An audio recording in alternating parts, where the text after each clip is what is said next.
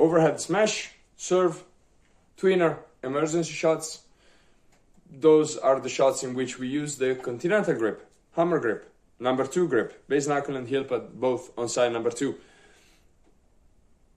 And that's not really a negotiable thing. Like if we want to teach someone in the right direction to be able to hit a really good serve or a really good smash. Of course, we can compromise a little bit at the start. If it's the first lesson, yeah, it's okay. You know, they're going to change the grip. They're going to go pancake a little bit. If Welby Van Horn used to do it, you know, to start in the pizza position and just make sure that they get the timing right, we can do it too. Not for too long. All right, so we got to make sure from the start that they know that this is the way to go, even though it's going to be complicated to teach the pronation movement. And that's the only really counterintuitive thing that we teach in tennis, because the target is there and our racket is going to be moving there and there. And it's really weird. And the brain has a tough time comprehending why should we do that. And then we need to be really skilled at explaining that we are doing all this weird stuff so that the racket can gain as much speed as possible through all this massive, gigantic loop before we hit the ball, instead of just doing this, which is a really short movement in which we cannot really accumulate that much momentum, if you see what I mean. Overhead smash, positions, quarterback position, like an American football quarterback. So we turn, we see the ball, ready position at the net, we turn like a quarterback, crossover step, 1 and 2. Okay, so we are sure that we are turned. First thing first, we don't go up here. Okay, we are gonna wait to the last second.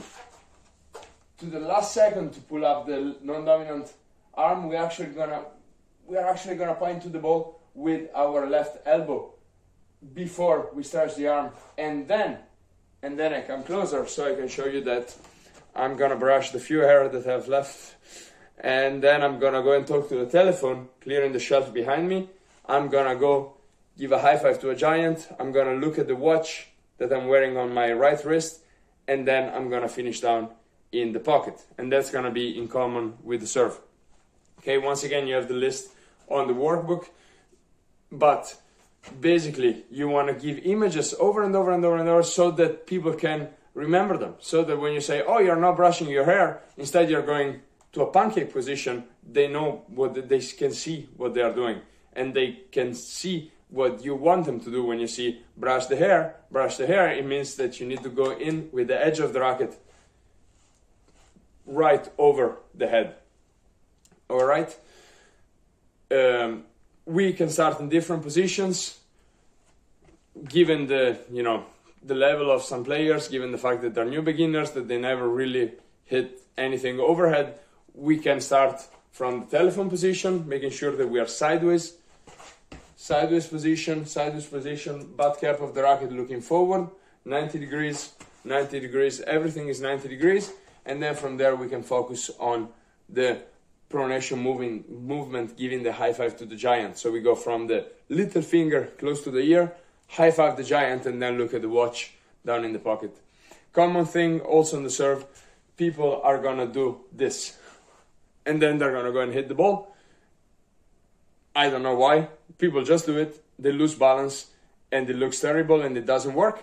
So we could do a couple of things. We can overcorrect the thing of keeping up the left arm, which is going to be after you do your movement and after you hit the ball, hold your elbow, and then you can finish up there and then go down. Or you can do power X, finish under the armpit. Two options. You got to see what works. You can come up with your own cues. I stole some. I came up with I think I stole the 1-2 of the elbow. I don't remember where, but of course, like great base, like the thing of power X and under the armpit. So that's some tips. How can we teach it to kids? We can literally hold the ball up with the hand, and they are gonna, of course, hit the ball with their hand. Going from there, we can toss the ball up as they are in the telephone position, and then go from there. Bounce overheads, that's also great. So let the ball bounce, and then they have a little more time to coordinate the movements, and that should be about it on the overhead. Yes.